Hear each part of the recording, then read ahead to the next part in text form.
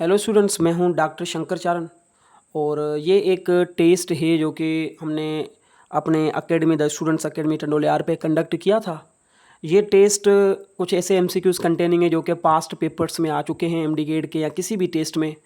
और इसके अलावा यहाँ पे जो एमसीक्यूज़ हैं वो थोड़े से लॉजिकल हैं, ट्रिकी हैं। मैं ये चाह रहा था कि जो टेस्ट मैंने एकेडमी पे कंडक्ट किया था उसी टेस्ट को आप लोगों के साथ शेयर करूँ यूट्यूब पे और आप लोगों को समझाऊँ इनके बारे में और इनके बारे में इन्फॉर्मेशन आपको बताऊँ।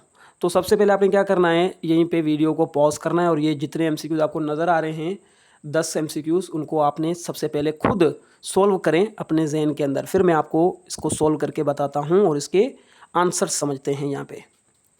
जैसे कि सबसे पहला हमारे पास एमसीक्यूज़ है, that is following is not a sugar. इसमें से आपने डिटेक्ट करना है कि कौन सा मॉलिक्यूल है जो कि शुगर नहीं है, वो आपने करना है यहाँ पे डिटेक्ट। तो आपके ऑप्शन है डाइहाइड्रोक्सी एसीटोन, रुबिस्को, राइबिलोस या ऑल ऑफ दीज। तो क्या इसमें से कौन सी शुगर नहीं है, क्या समझना है? इन तीन ऑप्शन जो दिए गए हैं उनमें से कौन सा शुगर नहीं है आप बताएं। डाइहाइड्रोक्सी एसीटोन, तो आप दिमाग लगें सर डाइहाइड्रोक्सी एसीटोन तो मोनोसेक्राइड है, ट्रायोज की फॉर्म में आता है, कीटोन कंटेनिंग। चलें भाई ये भी शुगर है।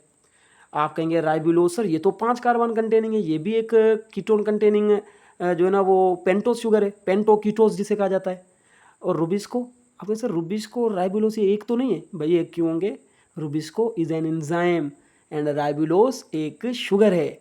तो रुबिस्को एक एंजाइम, और एंजाइम कौन सी चीज़ से बने? प्रोटीन से। So you will be going through the Rubisco, ये शुगर नहीं है। तो आपका सवाल क्या है, आपको बताना है शुगर कौन, इनमें से कौन सा शुगर नहीं है। So the right answer will be rubisco. एक और है हमारे पास, this sugar is soluble in water and sweet in taste. इसको थोड़ा सा चेंज करते हैं, दिस शुगर इज, मैं यहाँ पे थोड़ा सा लिख रहा हूँ, this sugar is less soluble in water and less sweet in taste. ठीक है, ये वर्ड को थोड़ा सा लेस कर दें यहाँ पे। ठीक है, और एकेडमी पे जिन लोगों को ये मैंने लेस नहीं बताया था वो 1+ मार्क उसको आ जाएगी, क्योंकि थोड़ा सा ये कॉम्प्लिकेटेड बन जा रहा है, BCQS बन रहा है, ये MCQs नहीं बन रहा। ठीक है, so this sugar is less soluble in water and sweet in taste. अभी इसको उसके ऑप्शन देखें, सेलुलोस, सक्रोज, फ्रक्टोज या बोथ बी एंड सी। अगर मैं लेस नहीं लगाता तो फिर बोथ बी एंड सी था, क्योंकि मैंने सवाल क्या दिया था, this sugar is soluble in water and sweet in taste. तो ये भी सोल्यूबल है, स्वीट है, ये भी सोल्यूबल है, स्वीट है।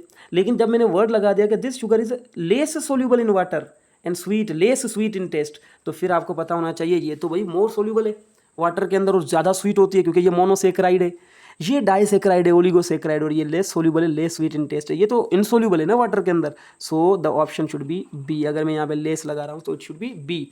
This sugar is less soluble in water and less sweet in taste, that is sucrose, क्योंकि ये एक डाइसेक्राइड है, ओलिगोसेक्राइड है। एक और सवाल है, number of peptide bonds in one molecule of haemoglobin is approximately dash. एक हेमोग्लोबिन के मॉलिक्यूल में आपको क्या बताना है? नंबर ऑफ पेप्टाइड बॉन्ड्स 570, 568, 566 या नन ऑफ दी अबव।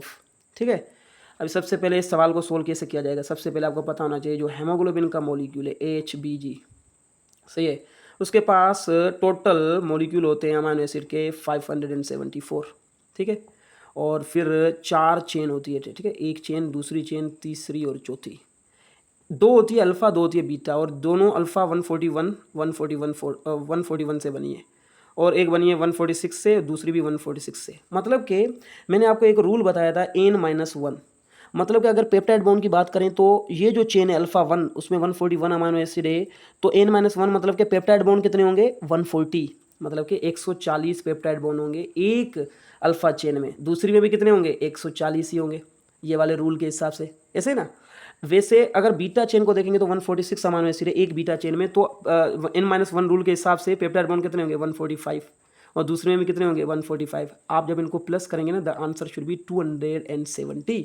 इसका मतलब यही हुआ कि टोटल कितने पेप्टाइड बॉन्ड होने चाहिए एक हेमोग्लोबिन के मॉलिक्यूल में? That is 570। सो ये ऑप्शन सही होगा इसका। आगे है the most important lipid in terms of structure. Structure के हिसाब से सबसे इंपॉर्टेंट लिपिड कौन सा है? Phospholipid, waxes, acylglycerol, steroids. मुझे ये बताएं, अगर एनर्जी के हिसाब से आपसे पूछा जाए कि the most important lipids in terms of energy, तो बताए आप क्या लगाएंगे? आप लगाएंगे असाइलग्लाइसरोल। आपको पता है ट्राइअसाइलग्लाइसरोल जो होता है वो कितनी ज़्यादा एनर्जी देता है। एक एवरेज वेट के बंदे के अंदर देखेंगे ना तो उसके अंदर 16 kg फैट होगा और वो पता है कितनी एनर्जी बनाता है? 1,44,000 बताया हुआ है ना मैंने आपको। तो यहाँ पे आपने देखना स्ट्रक्चर के हिसाब से वैक्सीज तो स्ट्रक्चर नहीं बनाते इतनी ज़्यादा। आपकी बॉडी में वैक्सीज हैं लेकिन वो आपकी बॉडी के इतने ज़्यादा स्ट्रक्चर तो नहीं बना रहे। ये एनर्जी देता है। स्टीरॉयड का भी इतना ज़्यादा रोल नहीं है स्ट्रक्चर में, लेकिन फॉस्फोलिपिड मेम्ब्रेन बनाता है।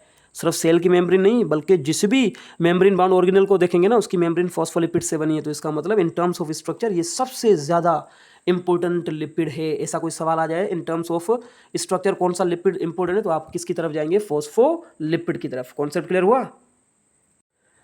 एक और है हमारे पास, the hydrolysis of waxes can produce you following. ये थोड़ा सा कॉम्प्लिकेटेड है कि आप अगर वैक्सीज की हाइड्रोलाइसिस कर रहे हैं, वैक्सीज की हाइड्रोलाइसिस कर रहे हैं तो वो वैक्सीज क्या प्रोवाइड करेंगे आपको? ऑप्शन है A alcohol, B inorganic acid, अच्छा ये इनऑर्गेनिक एसिड ये दोनों मिले हुए हैं inorganic acid, C water and D ester compound. आपको पता है आधे से ज़्यादा स्टूडेंट क्या लगाएंगे? वो लगाएंगे ईस्टर कंपाउंड। अरे भाई ईस्टर कंपाउंड तो वो वैक्सीज खुद है, वैक्सीज खुद ईस्टर कंपाउंड है। और ईस्टर कैसे बनता है? एसिड और अल्कोहल को मिलाने से। लेकिन यहाँ पे वैक्सीज को तोड़ना है, हाइड्रोलाइसिस करनी है। तो वैक्सीज अगर एसिड और अल्कोहल से बनाए तो उसको तोड़ेंगे तो क्या बनेगा? एसिड और अल्कोहल बनेगा ना। लेकिन वो जो एसिड होगा वो ऑर्गेनिक एसिड होगा। यहाँ पे ऑप्शन है अल्कोहल, इनऑर्गेनिक एसिड, वाटर या ईस्टर कंपाउंड। ईस्टर कंपाउंड तो खुद वैक्सीज से उसको तोड़ रहे हैं, नहीं बनेगा ये। वाटर तो खुद वहाँ पे यूज़ कर रहे हैं हाइड्रोलाइसिस के लिए, ये भी नहीं होगा। इनऑर्गेनिक एसिड तो नहीं बनता है वैक्सीज को तोड़ने के बाद, वो तो ऑर्गेनिक एसिड बनता है, तो ये भी नहीं होगा। तो ये वाला ऑप्शन राइट होगा कि the hydrolysis of waxes can provide you following, that is alcohol बनेगा हाइड्रोलाइसिस में जब आप वैक्सीज की हाइड्रोलाइसिस करेंगे। तो आगे बताया गया है by removing the terminal phosphate group from 10 ATPs can produce dash amount of energy. कितनी एनर्जी बनेगी अगर आप 10 ATPs के टर्मिनल फॉस्फेट को निकालेंगे? मतलब कि हर एक ATP के टर्मिनल फॉस्फेट को निकालें तो कितनी एनर्जी बनेगी? और ऐसे कितने ATP है? 10 ATP। तो आपको पता है 1 ATP का टर्मिनल फॉस्फेट निकालेंगे तो एनर्जी बनता है 7.3 किलो कैलोरी पर मोल एनर्जी या 31.81 किलो जूल, ऐसे ही ना। लेकिन 10 ATP के फॉस्फेट को निकालेंगे तो इनको सिर्फ मल्टीप्लाई करना है 10 से। 7.3 को मल्टीप्लाई करेंगे 10 से तो आंसर आएगा 73, ऐसे ना।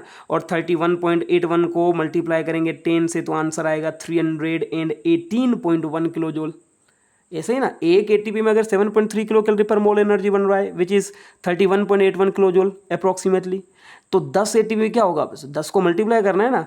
एक ATP में ये बन रहा है तो 10 ATP में 7.3 को 10 से मल्टीप्लाई करें तो 73 बनेगा। तो यहाँ पे देखिए 73 किलो कैलोरी भी है, 730 किलो कैलोरी भी है, 318.1 किलो जूल भी है, बोथ A and C। तो the right option should B both A and C, क्योंकि 73 किलो कैलोरी भी बनेगा एंड 318.1 किलो जूल भी बनेगा according to this mechanism. So that is about the MCQs number 7। अच्छा 8th MCQs क्या बता रहा है? If a man eats 10 gram of fat, 10 gram वो फैट खा रहा है और 10 ग्राम वो प्रोटीन खा रहा है, which will produce more energy? इनमें से कौन एनर्जी ज़्यादा प्रोड्यूस करेगा? लिपिड्स, प्रोटीन्स, या दोनों की अमाउंट ऑफ एनर्जी इक्वल होगी या नन ऑफ दिस? तो कॉमन सेंस है फैट जो होते हैं वो कार्बोहाइड्रेट के मुकाबले में या प्रोटीन के मुकाबले में हमेशा कह सकते हैं कि ज़्यादा एनर्जी प्रोड्यूस करता है। तो man eats 10 gram of fats and 10 gram of protein, which will produce more energy? Common sense है लिपिड ज़्यादा एनर्जी प्रोड्यूस करेगा, क्योंकि प्रोटीन तो इतनी एनर्जी प्रोड्यूस करेगा नहीं, क्योंकि वो प्रोटीन जो होता है वो बॉडी के स्ट्रक्चर ज़्यादातर बनाता है, कभी कभार वो एनर्जी प्रोवाइड करता है, लेकिन यहाँ पे ऑप्शन ए होगा, that is the lipids. Concept clear है भैया आपका? MCQs नंबर 9 है the membrane bound pigments bodies are. Membrane bound pigment bodies, इनमें से कौन सी पिगमेंट बॉडीज है जो कि मेम्ब्रेन बाउंड है? Plastid, chlorophyll, xanthophyll, all of these. आधे से ज़्यादा स्टूडेंट ऑल ऑफ दीज लगाएंगे, पता है क्यों? क्योंकि वो बोलेंगे ये भी पिगमेंट है, ये भी पिगमेंट है, और पिगमेंट यहाँ पे पाए जाते हैं। तो भाई मेम्ब्रेन बाउंड थोड़ी है ये क्लोरोफिल, ये तो केमिकल है। जेंथोफिल क्या? ये भी केमिकल की कॉम्बिनेशन है, पिगमेंट है। ये एक ऑर्गेनल है प्रॉपर प्लास्टिड, और इनके ऊपर मेम्ब्रेन पाई जाती है। तो मेम्ब्रेन बाउंड पिगमेंट की बात कर रहा है, so it should B plastid. A should be the right answer, not all of these. आगे बताया गया है नंबर 10, इसको देखते हैं हम अच्छे से। 10 में बताया गया है कि an enzyme with a pH optimum of 7.0 shows maximum activity at this pH। एक एंजाइम है जो इस pH पे मैक्सिमम एक्टिविटी दिखाता है, मतलब कि ये इसका क्या, ये इसका ऑप्टिमम pH है। तो आपने मालूम करना है if the enzyme is placed in a buffer at pH 5.0, अगर एक बफर सॉल्यूशन में 5.0 pH पे उस एंजाइम को रखा जाए जिसका ऑप्टिमम pH कितना है 7.0, what is the most likely affect, कौन सा अफेक्ट होगा इनमें से? The enzyme denature immediately and loss all activity, the enzymes active side protonation state changes altering substrate binding but not necessary destroying activity, the enzyme becomes more active due to increased proton availability, the enzyme switches to different substrate entirely। आप सोचें इनमें से क्या option होना चाहिए? Enzyme denature तो नहीं होगा इमीडिएटली, तो ये ऑप्शन तो होगा नहीं। और एंजाइम एक्टिव साइड प्रोटोनेशन हो जाएगी, मैंने आपको पहले भी कहा था पीएच का अफेक्ट ये होता है क्योंकि एक्टिव साइड बनती है अमाइनो एसिड से, और अमाइनो एसिड प्रोटोनेटेड हो जाते हैं उनके प्रोटोन की वजह से, क्योंकि पीएच एसिडिक बन रही है तो वो प्रोटोनेटेड हो जाएगी, प्रोटोनेटेड स्टेज में आ जाएगी, प्रोटॉन्स बाहर निकलेंगे। Changes altering substrate binding but not necessary destroying activity, activity destroy नहीं होगी लेकिन एंजाइम की एक्टिव साइड जो होगी वो प्रोटोनेशन हो जाएगी, प्रोटोन उनके निकल जाएंगे अमाइनो एसिड के, जिसकी वजह से अल्टर कर देगा वो सबस्ट्रेट बाइंडिंग साइड को। और the enzyme becomes more active, नहीं भाई ऐसा तो नहीं होगा, वो 7 पे एक्टिव रहते हैं, यहाँ पे तो लेस एक्टिव होंगे। The enzyme switch to different substrate entirely, क्यों भाई डिफरेंट सबस्ट्रेट पे इंटायरली ये स्विच कर देगा? तो राइट ऑप्शन होगा बी, कि एंजाइम की एक्टिव साइड प्रोटोनेशन हो जाएगी due to state changes altering substrate binding but not necessary destroying activity, ये इसका राइट ऑप्शन होगा, ऑप्शन बी। आगे बताया गया ये non competitive inhibitors bind to, आपको पता है कॉम्पिटिटिव इनिबिटर जो होता है ना वो एक्टिव साइड के लिए लड़ता है, और नॉन कॉम्पिटिटिव एक्टिव साइड के लिए नहीं लड़ता, वो लड़ता है एलोस्टेरिक साइड के लिए। तो a non competitive inhibitor binds to active side competing with substrate, नहीं भाई ये तो कॉम्पिटिटिव के लिए होता है। Allosteric side changing enzyme shape, yes ये लग रहा है। The product preventing to release, नहीं। द कोफैक्टर इनएक्टिवेटिंग इट, नहीं। A non-competitive inhibitor binds to an allosteric site changing enzyme shape। आगे है which factor does not influence enzyme activity, कौन से फैक्टर जो एंजाइम की एक्टिविटी को इन्फ्लुएंस नहीं करते? टेम्परेचर करता है, पीएच करता है, एंजाइम का कलर भाई हमें कोई फर्क नहीं पड़ता उससे, सबस्ट्रेट की कंसंट्रेशन अफेक्ट करती है, तो एंजाइम के कलर को क्या करेंगे भाई, घास डालेंगे क्या? एंजाइम का कलर तो कोई एक्टिव जो ना वो फैक्टर नहीं है जो कि अफेक्ट करे एंजाइम की एक्टिविटी को, कलर कैसा भी हो, लेकिन ये वाली चीज़ अफेक्ट करती है तो ये अफेक्ट नहीं करता, तो एंजाइम कलर इसका ऑप्शन होगा। विच of the following factor does affect rate of enzyme reaction, कौन सा है जो कि रेट ऑफ एंजाइम रिएक्शन को अफेक्ट करता है?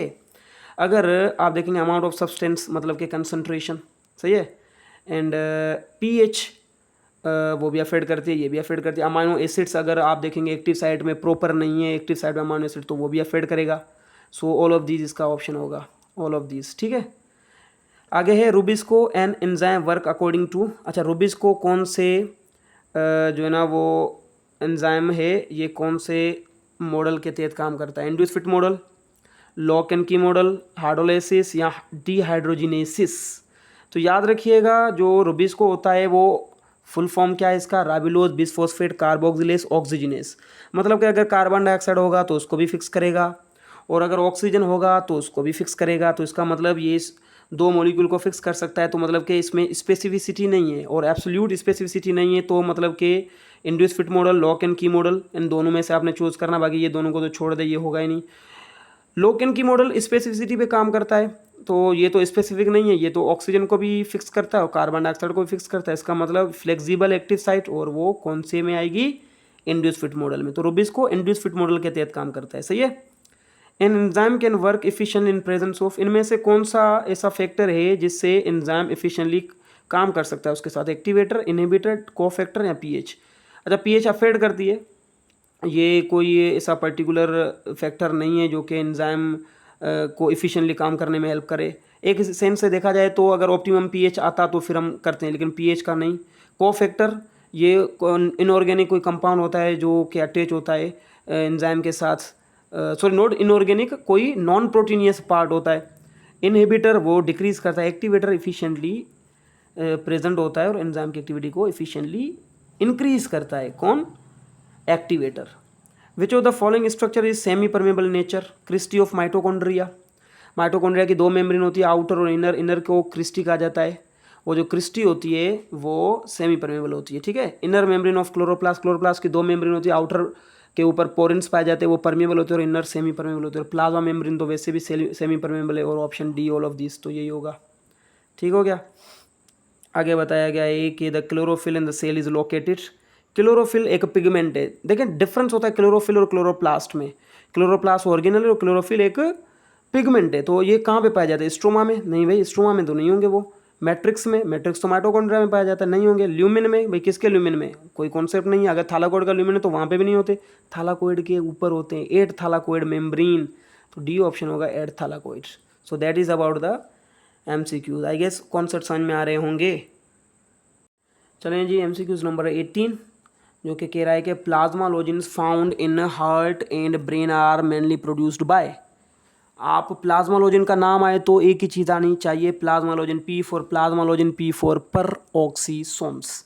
तो लाइसोसोम, पेरोक्सीसोम, ग्लाइकोसोम या राइबोसोम। राइबोसोम प्रोटीन बनाते हैं, ग्लाइकोसोम से होते हैं वो फैट्स को शुगर में कन्वर्ट करता है, ये इंटरसेलुलर डाइजेशन में हेल्प करता है। ये पेरोक्सीसोम जो कि प्लाज्मालोजन बनाता है। आपके बुक में ये लाइन बताई गई है।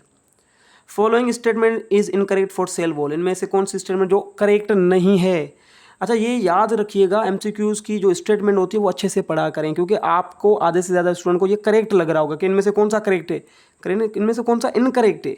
सो हाइड्रोफिलिक इन नेचर, आप कहेंगे सर सेल वॉल हाइड्रोफिलिक होती है, मेनली कंपोज ऑफ सेलुलोज। हाँ भाई बिल्कुल होती है।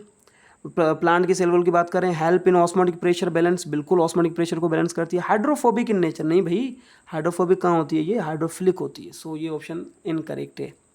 आगे है the association of a single mRNA with multiple ribosome is called. मतलब कि एक mRNA है और इस एक mRNA के ऊपर बहुत सारे राइबोसोम्स है। एक mRNA के ऊपर बहुत सारे राइबोसोम्स है, तो इस असेंबली को क्या कहा जाता है? ऑप्शन आपके हैं पॉलीमर, पॉलीसोम, पॉलीपेप्टाइड या पॉलीसेकेराइड। भाई ये पॉलीसेकेराइड कार्बोहाइड्रेट है, ये प्रोटीन है। ये पॉलीमर तो आपको पता है जब मोनोमर मिलते हैं वो बनता है। Polysome is the assembly of ribosomes on single mRNA। In mitochondrion the ATP synthase is present at. ATP synthase एक एंजाइम का कॉम्प्लेक्स होता है, ठीक है। वो कहाँ पे पाया जाता है? इनर मेम्ब्रेन पे, आउटर मेम्ब्रेन पे, मैट्रिक्स में या इनर मेम्ब्रेन स्पेस में? भाई इंटर मेम्ब्रेन स्पेस पे तो नहीं मिलेगा आपको, मैट्रिक्स में भी नहीं मिलेगा। आउटर मेम्ब्रेन पे पोरेंस होते हैं। इनर मेम्ब्रेन जो होती है ना क्रिस्टी, उसको इलेक्ट्रॉन ट्रांसपोर्ट चेन होती है उसके ऊपर, उसी इलेक्ट्रॉन ट्रांसपोर्ट चेन के अंदर आपको मिलेगा ATPase सिंथेस। कॉन्सेप्ट क्लियर हुआ? The number of pairs of chromosome in corn is, आपके चैप्टर नंबर सेल स्ट्रक्चर और फंक्शन का जो चैप्टर हमने पढ़ा था वहाँ पे इन क्रोमोसोम्स के नंबर्स की बात की गई है। कॉर्न के अंदर आपको पता है कितने क्रोमोसोम्स होते हैं? 20 क्रोमोसोम होते हैं। लेकिन आप देखें यहाँ पे क्या पूछ रहा है? The number of pairs of chromosome in corn. Corn के अंदर पेयर्स कितने होंगे? टोटल क्रोमोसोम की बात नहीं कर रहा। तो 20 होते हैं टोटल, 8, 10 या 4। भाई पेयर 10 होते हैं, टोटल 20 होते हैं। तो यहाँ पे पेयर की बात कर रहा है तो आप 10 लगाएंगे। अगर यहाँ पे पेयर नहीं होता, सिर्फ होता the number of chromosomes in corn, तो फिर आप 20 लगाते। लेकिन पेयर्स ऑफ क्रोमोसोम वो 10 हैं। Try to understand. आगे है structure in chromosome from centromere to end is called. किसी भी क्रोमोसोम के अंदर जो स्ट्रक्चर होता है, ये इसका सेंट्रोमेयर है। सेंट्रोमेयर से लेके एंड तक जो स्ट्रक्चर, उसे क्या कहेंगे? उसे कहेंगे आर्म। क्या कहेंगे? आर्म। ऑप्शन है देखें। अच्छा, ये पूरा क्रोमेटिड कहलाएगा, लेकिन यहाँ से यहाँ तक ये आर्म कहलाएगा। तो ऑप्शन में है क्रोमेटिड, आर्म, काइनेडोकोर या बोथ ए एंड सी। काइनेडोकोर क्या होता है? सेंट्रोमेयर के इस स्ट्रक्चर को कहा जाता है काइनेडोकोर, और यहाँ से एंड तक आर्म होता है। सो क्रोमेटिड तो नहीं होगा, आर्म होगा, ठीक है। Glycolic acid oxidase enzyme abundantly found in. ये एंजाइम आपको कौन से स्ट्रक्चर में मिलेगा? Glycolic acid oxidase. पता है क्या करता है ये जो हमारे पास मॉलिक्यूल होता है, ये ग्लाइकोलेट बनता है जो फोटो रिस्पायरेशन में उसको ग्लाइसिन में कन्वर्ट करता है। और वो पता है वो कहाँ पे होता है? वो होता है पेरोक्सिसोम में। तो ये ऑप्शन तो आप काउंट ही नहीं करिए, पेरोक्सिसोम में होगा। Glycolic acid oxidase and enzymes are enzyme abundantly found in peroxisome. Glycosome में नहीं होगा, इसमें नहीं होगा, इसमें भी नहीं होगा, ठीक है। आगे which compound enters the citric acid cycle and is oxidise for energy production. कौन सा इसमें से कंपाउंड है जो सिट्रिक एसिड साइकिल में जाएगा और एनर्जी प्रोडक्शन में ऑक्सीडाइज होगा? ग्लूकोज। भाई सिट्रिक एसिड साइकिल में ये नहीं जाता। ग्लूकोज तो ग्लाइकोलाइसिस में पायरुविक एसिड में कन्वर्ट हो जाता है। पायरोवेट को थोड़ा सा देखते हैं। ऑक्सोलोएसीटेट, ये तो ऑलरेडी मौजूद होता है मैट्रिक्स में। तो पायरोवेट अपने आप को कन्वर्ट कर देता है एसिटाइल कोएंजाइम ए में विद ऑक्सीडेशन ऑफ पायरोवेट। पढ़ाया था ना लिंक रिएक्शन। तो ऑप्शन होगा एसिटाइल कोएंजाइम में, ये जाएगा क्रेब्स साइकिल में और वहाँ पे जाके फर्दर ऑक्सीडाइज होगा। आई गेस कॉन्सेप्ट क्लियर होंगे इनके बारे में। MCQs नंबर है 26, ऑक्सीडेटिव फॉस्फोराइलेशन। याद रखिएगा, oxidative phosphorylation the proton motive force is primarily use to, समझिएगा, जब ऑक्सीडेटिव फॉस्फोराइलेशन हो रही होती है, जब ऑक्सीडेटिव फॉस्फोराइलेशन का जिक्र है तो समझ आइएगा ये क्रिस्टी की बात कर रहा हो। क्रिस्टी के ऊपर किसकी बात कर रहा है? इलेक्ट्रॉन ट्रांसपोर्ट चेन की। तो इलेक्ट्रॉन ट्रांसपोर्ट चेन में जो ATPase कॉम्प्लेक्स होता है उसमें से जो प्रोटॉन मूव करते हैं, ये जो प्रोटॉन की मोटिव, प्रोटॉन की जो जिसे कहा जाता है इलेक्ट्रोमोटिव फोर्स ऑफ प्रोटॉन, सही ना, मोटिव फोर्स ऑफ प्रोटॉन जो होती है वो क्या प्रोड्यूस करती है? तो यहाँ पे एक एंजाइम होता है वो क्या करता है? ADP और इनऑर्गेनिक फॉस्फेट को मिला के क्या बना देता है? ATP बना देता है ना। तो मतलब कि ये फोर्स किस चीज़ में हेल्प करती है? ATP बनाने में ना। तो यहाँ पे ऑप्शन है transport electron from NADH to oxygen, नहीं भाई। रिड्यूस NAD+ टू NADH, नहीं। ये तो आपको लाइट रिएक्शन में मिलेगा था, ये तो ETCM पढ़ रहे हैं यहाँ पे माइटोकॉन्ड्रिया वाली। Drive ATP synthesis via chemiosmosis, या hydrolyse ATP to ADP and pi, नहीं भाई। ये ऊपर से जब मोटिव फोर्स से आएंगे प्रोटॉन तो वो एंजाइम को एक्टिवेट करेंगे और ADP और इनऑर्गेनिक फॉस्फेट मिलकर क्या बनाएंगे? ATP, और इस प्रोसेस का नाम है chemiosmosis. So the right answer will be C, drive ATP synthesis via chemiosmosis. Which of the following statement based explain why ATP is considered high energy molecule? इनमें से कौन सी स्टेटमेंट है जो कि बेस्ड आपको डिफाइन करके बताएगी कि ATP हाई एनर्जी मॉलिक्यूल है? It contains a purine base, it can be easily oxidise, hydrolysis of its terminal phosphate release a large amount of free energy, ये एनर्जी है, ठीक है, and it forms NADH when hydrolyse, नहीं भाई, ये option तो बिल्कुल नहीं लग रहा। It can be easily oxidise, नहीं भाई, इतना भी इजी नहीं होता इसको ऑक्सीडाइज करना, और ये प्यूरिन बेस है तो इस वजह से इसकी एनर्जी कंटेनिंग है, ऐसा कुछ भी नहीं है। इसका हाइड्रोलाइसिस करेंगे ना आप, टर्मिनल फॉस्फेट निकालें तो वो ह्यूज अमाउंट ऑफ एनर्जी बनाएगा, 7.3 किलो कैलोरी पर मोल। तो इसी वजह से सी ऑप्शन इसका सही होगा। Following is not a mobile electron carrier found on thylakoid membrane for light dependent reaction. इनमें से कौन सा है जो मोबाइल इलेक्ट्रॉन कैरियर थैलाकोइड की मेम्ब्रेन के ऊपर आपको नहीं मिलेगा? प्लास्टोक्विनोन, हाँ भाई मोबाइल इलेक्ट्रॉन कैरियर है, मिलेगा, हाँ भाई मिलेगा। प्लास्टोसिएनिन, बिल्कुल ये भी मिलेगा। Ubiquinone, and none of these. अच्छा, ये भी मिलेगा आपको थैलाकोइड के मेम्ब्रेन पे फोटोसिस्टम 2 के बाद, ये मिलेगा आपको प्लास्टोसिएनिन जो कि इलेक्ट्रॉन प्रोवाइड करता है फोटोसिस्टम 1 को। यूबिक्विनोन पता है कहाँ पे मिलता है? इलेक्ट्रॉन ट्रांसपोर्ट चेन में मिलता है आपको। ये NADH जो डिहाइड्रोजिनेज कॉम्प्लेक्स होता है 1 वहाँ से, और कॉम्प्लेक्स 2 से इलेक्ट्रॉन लेके आगे प्रोवाइड करता है साइटोक्रोम जो है ना वो कॉम्प्लेक्स 3 को।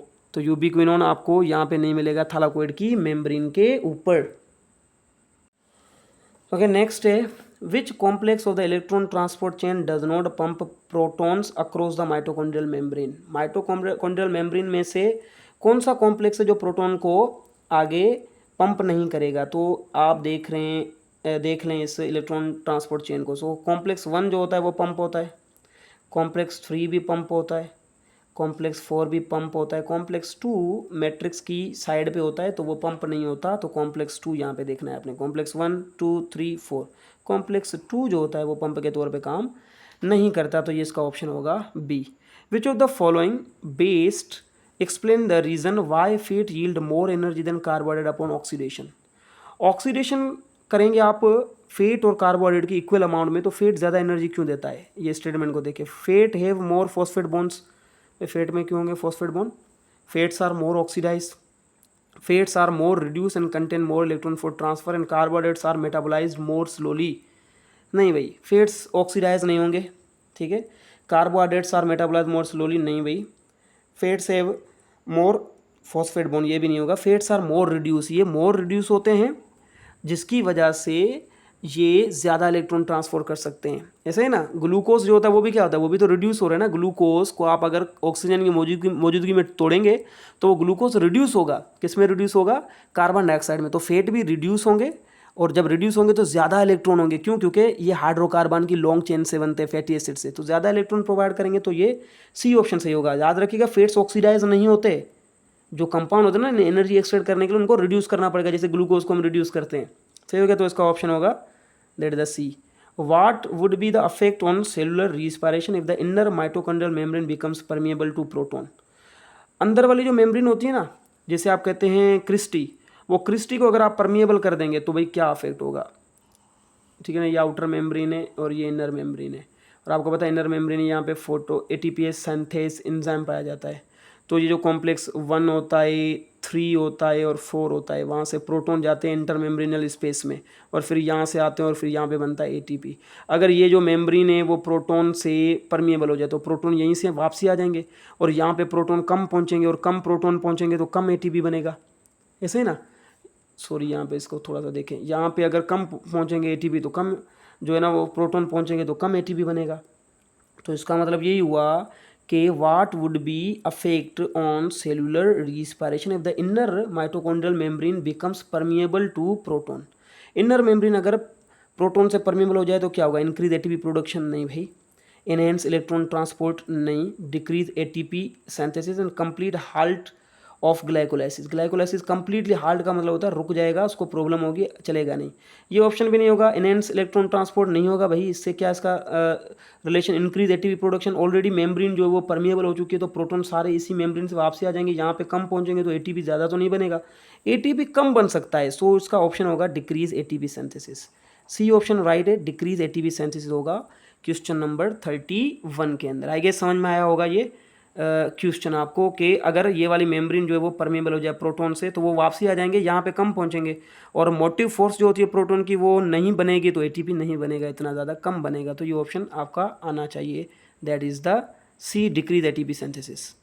क्वेश्चन नंबर 32 है, after carboxylation reaction in Calvin cycle second step occur is. Dark reaction को याद करें, पहला प्रोसेस था कार्बोक्सिलेशन, कार्बन फिक्सेशन, जिसमें राइबोलोज बिसफॉस्फेट और कार्बन डाइऑक्साइड फिक्स करता है रुबिस्को, ठीक है, एक 3 कार्बन स्टेबल कंपाउंड में 3 फॉस्फोग्लाइसरिक एसिड, तो वो कार्बोक्सिलेशन कहलाता है, ठीक है। उसके बाद सेकंड प्रोसेस क्या था? Oxidation, reduction, gain of hydrogen electron, both A and C. अब देखिए ऑक्सीडेशन तो नहीं होता भाई, वहाँ पे रिडक्शन होता है। रिडक्शन क्या होता है? Gain of hydrogen electron. तो इसका मतलब ये दोनों ऑप्शन सही है, बी भी होगा सी भी होगा, so option should be D, both B and C. If a cell's ATP levels are high, एक सेल के एटीपी लेवल हाई हो जाए, what affect will this have on the rate of glycolysis. Rate of glycolysis पे क्या affect होगा? अगर ATP concentration already high है cell के अंदर, it accelerate due to ATP availability, और ज़्यादा एक्सेलरेट हो जाएगा ये, ठीक है ना। एटीपी अवेलेबिलिटी है तो ग्लाइकोलाइसिस और ज़्यादा एक्सेलरेट हो जाएगा। It slow down due to feedback inhibition, it becomes anaerobic या it diverts pyruvate to lactates. अच्छा, पायरोवेट टू लैक्टेट कब होगा? जब एनारोबिक रीस्पायरेशन होगा, ऑक्सीजन नहीं होगा। बिकम्स एनारोबिक, भाई ग्लाइकोलाइसिस एनारोबिक ये कॉन्सेप्ट बन ही नहीं रहा।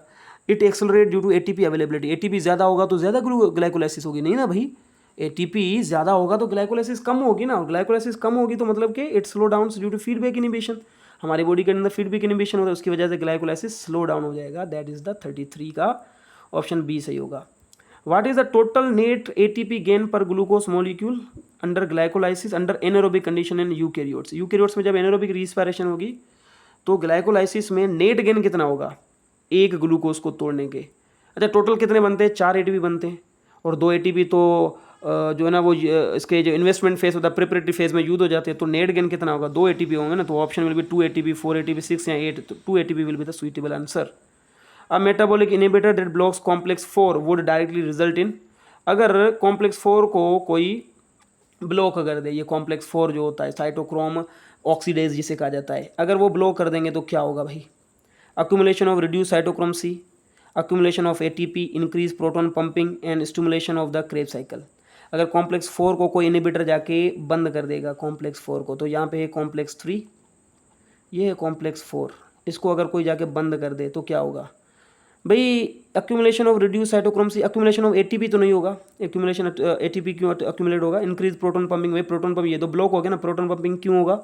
स्टिमुलेशन ऑफ क्रेब साइकिल, भाई ये भी तो कॉन्सेप्ट नहीं होगा। लेकिन यहाँ पे मौजूद होता है इन दोनों के बीच में साइटोक्रोम सी, अगर ये ब्लॉक हो जाएगा तो साइटोक्रोम सी के पास ज़्यादा इलेक्ट्रॉन आ जाएंगे ना, ज़्यादा इलेक्ट्रॉन आ जाएंगे यहाँ पे कॉम्प्लेक्स 3 में से साइटोक्रोम सी के पास, तो वो मोर रिड्यूस हो जाएगा ना, तो accumulation of reduce cytochrome C, तो ये ऑप्शन सही होगा, ऑप्शन ए होगा, accumulation of reduce cytochrome C होगा यहाँ पे ज़्यादा। In the Calvin cycle ATP is use to, Calvin cycle जो होता है ना, मतलब कि डार्क रिएक्शन, उसमें एटीपी का काम क्या है? Fix carbon dioxide into phosphoglycerate, ठीक है, reduce 3 phosphoglycerate to glyceraldehyde 3 phosphate, regenerate ribulose 1,5 biphosphate या कार्बो ऑक्सीलेट रुबिस्को। ये ऑप्शन तो होएगा नहीं, carboxylate rubisco. Reduce three phosphoglycerate to glyceraldehyde three phosphate. आधे से ज़्यादा स्टूडेंट ये सोचेंगे कि एटीपी का ये काम है। भाई एटीपी का काम ये नहीं है, ये तो रिडक्शन प्रोसेस में होता है, तो एटीपी का यहाँ पे रोल नहीं है। एटीपी सिर्फ और सिर्फ उसको थोड़ा सा एनर्जेटिक बनाता है, मतलब कि उसको थोड़ा सा एक्टिव करता है रिएक्शन करने के लिए। जब वो स्टेबल कंपाउंड हो जाए तो उसको अनस्टेबल करने के लिए एटीपी यूज़ होता है। Fix carbon dioxide into phosphoglycerate ये भी नहीं होगा। एटीपी का मेन काम होता है केल्विन साइकिल में राइबोलोज 1,5-बाइफॉस्फेट को रीजनरेट करना। तो ये ऑप्शन सही होगा, that is the option number A, sorry option number C सही होगा 36 MCQs का।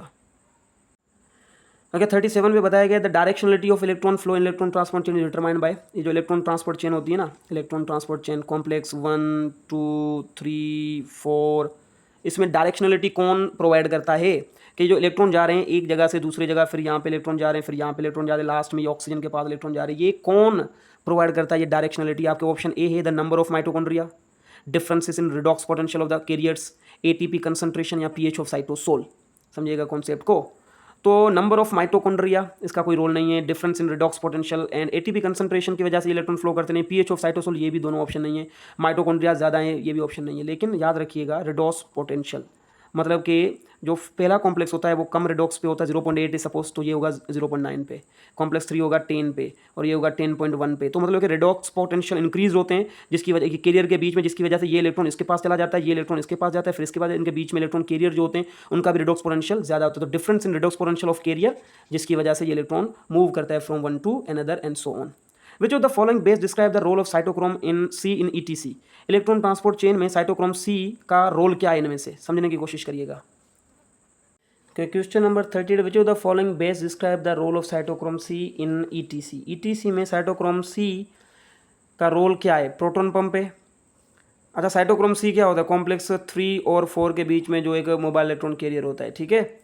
प्रोटॉन पंप होता है ये, एक्सेप्ट इलेक्ट्रॉन फ्रॉम NADH या transfer electron between complex 3 and 4 and synthesis ATP। मैंने ऑलरेडी बता दिया 3 और 4 के बीच में ये एक इलेक्ट्रॉन कैरियर होता है, ठीक है, ट्रांसफ़र करता है इलेक्ट्रॉन को। प्रोटॉन पंप के तौर पे काम नहीं करता, सिंथेसिस ATP नहीं करता और NADH से इलेक्ट्रॉन भी एक्सेप्ट नहीं करता। एक और है विच of the following process occur in both aerobic and aerobic respiration? कौन सा इनमें से प्रोसेस है जो एरोबिक में भी होगा एनारोबिक में भी होगा? Oxidative phosphorylation, glycolysis, citric acid cycle, electron transport of to oxygen, ये एरोबिक में होगा। सिट्रिक एसिड साइकिल जो होता है वो भी एरोबिक में होगा। ऑक्सीडेटिव फॉस्फोराइलेशन ETC पे होता है इलेक्ट्रॉन ट्रांसपोर्ट चेन में, ये भी एरोबिक में होगा। एरोबिक में भी होगा। कौन सा प्रोसेस जो एरोबिक और एनारोबिक दोनों में होगा? ये भी एरोबिक में होगा, लेकिन ये एरोबिक में भी होगा और एनारोबिक में भी होगा। Glycolysis, photolysis of 10 water molecules can reduce pH2 as much as how many times? मतलब कि अगर आप वाटर को तोड़ेंगे तो वाटर ब्रेक होगा 2 इलेक्ट्रॉन 2 प्रोटॉन और हाफ ऑक्सीजन में, ठीक है। तो मतलब कि फोटो सिस्टम 2 जो होता है ना, जिसके 2 इलेक्ट्रॉन मूव कर जाते हैं जब इनको लाइट लगती है, तो ये फोटो एक वाटर का मॉलिक्यूल एक दफ़ा रिड्यूस कर सकता है इसको, ठीक है। तो 10 वाटर के मॉलिक्यूल कितनी दफ़ा रिड्यूस करेंगे? तो 10 मरतबा रिड्यूस करेंगे। तो ऑप्शन 5 भी नहीं होगा, 15 भी नहीं होगा, नन ऑफ दिस। 10 टाइम्स ये रिड्यूस करेगा फोटो सिस्टम 2 को, क्योंकि एक वाटर का मॉलिक्यूल एक मरतबा रिड्यूस करता है 2 इलेक्ट्रॉन देके फोटो सिस्टम 2 को, जब उनके इलेक्ट्रॉन चले जाते हैं लाइट लगने से, तो 10 वाटर के मॉलिक्यूल 10 दफ़ा रिड्यूस करेंगे फोटो सिस्टम 2 को। तो ये टेस्ट था जो कि हमने कंडक्ट किया था। अभी भी कोई प्रॉब्लम है तो आप कमेंट सेक्शन में पूछ सकते हैं। सो आपको बहुत ज़्यादा फ़ायदा होगा इस टेस्ट को देख के, सोच के, समझ के करें और फिर ये वीडियो को आप इसकी सॉल्यूशन के हिसाब से देखें।